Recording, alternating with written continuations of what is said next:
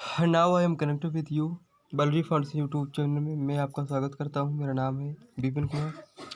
कक्षा 11 जीव विज्ञान बात कर रहे थे मॉर्फोलॉजी ऑफ फ्लावरिंग प्लांट। आज हम लोग डिस्कस करेंगे पुष्प के यानी फ्लावर के बारे में। देखो, जो फ्लावर का गुना है वो एंजियोस्पर्मिक यानी आवृतबीजी पौधों का जो कैरेक्टरिस्टिक फीचर है वो माना जाता है। तो जो फ्लावर होता है वो बहुत ही महत्वपूर्ण जो है रचना होती है।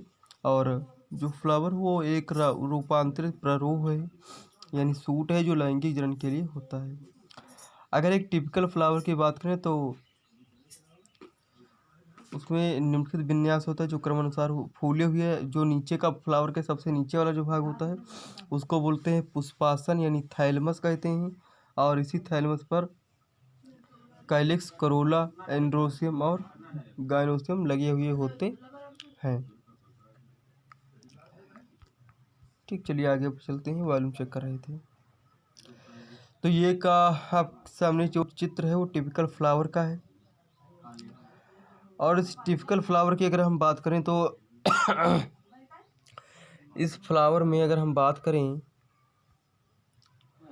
तो आपको थैलेमस कहाँ गया। ये फ्लावर के सबसे नीचे का पार्ट पेडिसल होता है। आर्टिकुलेशन यहाँ पे दिखाया गया कि किस प्रकार से वो खांच बन जाती है। ये फ्लोरल एक्सिस होती है यहाँ पे है। देखो, जो आपको ये ग्रीन कलर के दिख रहे हैं इनको बोलते हैं कैलिक्स। हालांकि इसमें नहीं, आगे वाले चित्र में स्पष्ट हो जाएगा।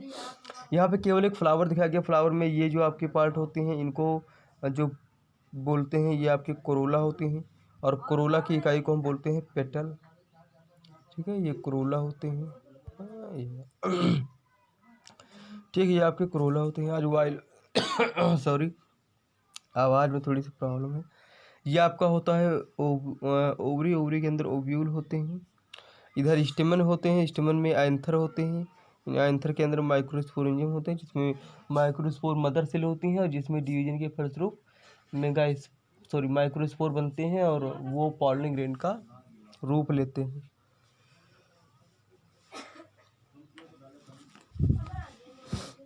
जब कभी भी ऐसा होता है कि कोरोला और कैलिक्स जब आपस में मिल जाते हैं तो एक रचना बनती है जिसको पेरियंथ बोलते हैं। देखिए, कोरोला की इकाई को पेटल बोलते हैं और कैलिक्स की इकाई को सेपल कहते हैं। तो ये सारी जो चीज़ें हैं वो क्लियर होंगी। ये जो ग्रीन कलर के पार्ट आपको दिख रहे थे ये एक्चुअली सेपल थे, कैलिक्स थे, कोरोला थे। ठीक, कैलिक्स तथा कोरोला सहायक अंग होते हैं मतलब फ्लावर के। जबकि पुमंग यानी एंड्रोसियम और जायांग यानी गैनोसियम ये जो होते हैं ये फ्लावर के लैंगिक अंग हैं। कुछ फूलों जैसे प्याज में कैलिक्स और कोरोला में कोई अंतर नहीं होता।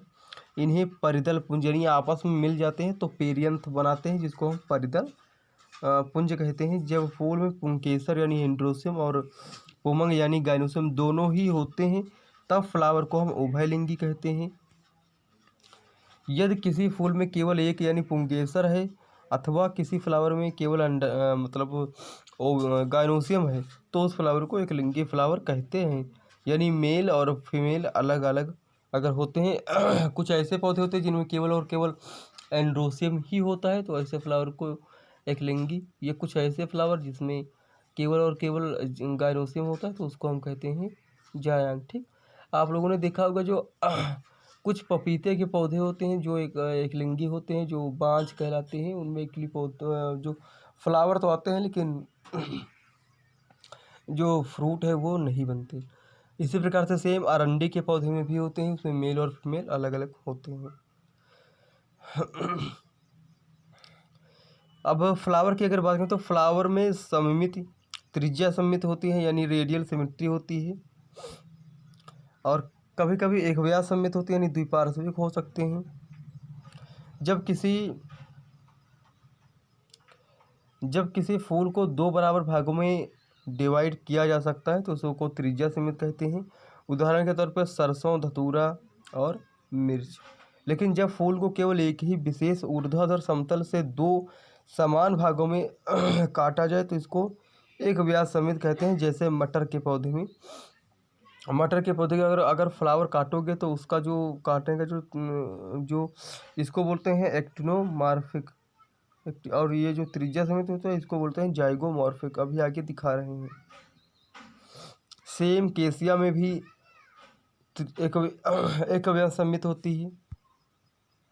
जब कोई फूल बीच में से किसी भी ऊर्ध्वाधर समतल से दो समान भागों में विभक्त ना हो सके तो उसको असमित यानी अनियमित कहते हैं। जब मतलब ऐसा फ्लावर जब कटे ही ना किसी भागों में इसको डिवाइड ही ना किया जा सके तो उसको बोलते हैं अनियमित। अगर उदाहरण की बात करें तो जैसे आपका है केना।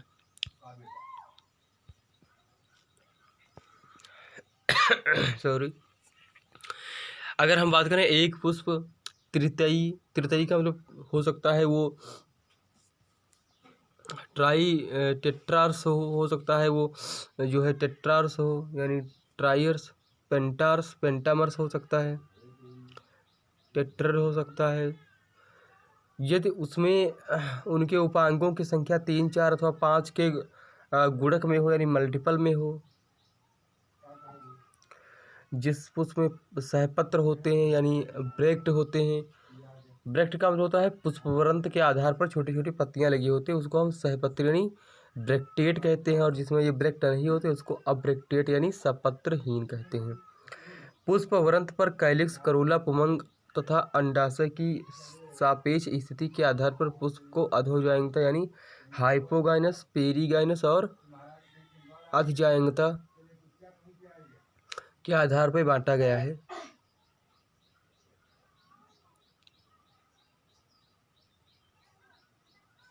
देखो यहाँ पे स्पष्ट है, जब भी ओवरी जो होती है पेडिसिल के ऊपर लगी हुई होती है तो इसको बोलते हैं अधोजायंता यानी इसको बोलते हैं हाइपोगाइनस। ये जो बी वाला चित्र है बी वाला चित्र है इसमें ओवरी अंदर की तरफ चली जाती है, इसको हम बोलते हैं परिजायंता। और ये वाला जिसमें ओवरी ऊपर समान लगी होती है इसको बोलते हैं अधिजायंता यानी अधिजायंता हाइपोपेरिगाइनस। आधा अंदर और आधा ठीक है ऊपर होती है। ये आपके बी और सा वाले ये अरेंजमेंट दोनों ही एक ही प्रकार का अरेंजमेंट दिखाते हैं। ये दोनों एपीगाइनस कहते हैं यानी अधोजायंता में बांटा गया। ठीक। अगर बात करें तो अधोजायंता यानी एपीगाइनस में जायांग सर्वोच्च स्थान पर होता है और अन्य अंग नीचे होते हैं। ऐसे फूलों में अंडाशय जो होता है वो सुपीरियर होते हैं। इसके सामान्य उदाहरण है जैसे सरसों, गुड़हल और बैंगन। अगर हम बात करें पेरीगाइनस की यानी परिजायंता में अंडाशय मध्य में होता है, अभी आपको दिखाए थे अंडाशय मध्य में होता है। और अन्य भाग जो होते हैं वो पुष्पासन के किनारे पर स्थित होते हैं तथा ये लगभग समान ऊंचाई तक होते हैं। इसमें अंडाशय आधा अधोवर्ती होता है। इसके सामान्य उदाहरण की बात करें तो जैसे आपका पल्म और गुलाब होते हैं और आड़ू भी है। अधिजायंता में पुष्पासन के किनारे ऊपर की ओर वृद्धि करते हैं तथा वे अंडाशय को पूरी तरह से घेर लेते हैं और इससे संलग्न हो जाते हैं। फूल के अन्य भाग अंडाशय के ऊपर उगते हैं, इसलिए अंडाशय अधोवर्ती यानी इन्फीरियर होता है। इसके उदाहरण है सूरजमुखी, अरपुष्पक, अमरूद तथा घिया। घिया का मतलब है यहाँ पे अरबी। जैसे इस प्रकार से अब यहाँ पे और अच्छे से समझिएगा। सबसे पहले आपका जो चित्र है वो पेरीगाइनस का है। पेरीगाइनस का मतलब ये होता है जब भी ओवरी जो होती है वो ऊपर होती है, बाकी सारे पार्ट जो होते हैं कैलिस, करोला, एंडोसियम ये ओवरी के नीचे से निकलते हैं तो इसको बोलते हैं पेरीगाइनस कंडीशन या पेरीगाइनस ओवरी। जब भी फ्लावर, ये दोनों कंडीशन एक ही जैसी हैं, जब भी ओवरी के मिड पार्ट से, देखो ओवरी है उसी के बराबर वाले पार्ट से जब कैलिक्स, करोला निकलते हैं तो इस प्रकार की कंडीशन को हम बोलते हैं, इस प्रकार की कंडीशन को बोलते हैं, इस प्रकार की कंडीशन को बोलते हैं हाइपोगाइनस और हिंदी बोलते हैं परिजायंता हाइपोगाइनस। और एपीगाइनस इसको बोलते हैं जब भी ओवरी को ढक लेते हैं ये कैलिस, करोला, एंडोसम, ऊपर से निकलते हैं ये कैलिस, करोला और एंडोसम, तो इसको बोलते हैं एपीगाइनस कंडीशन की ओवरी।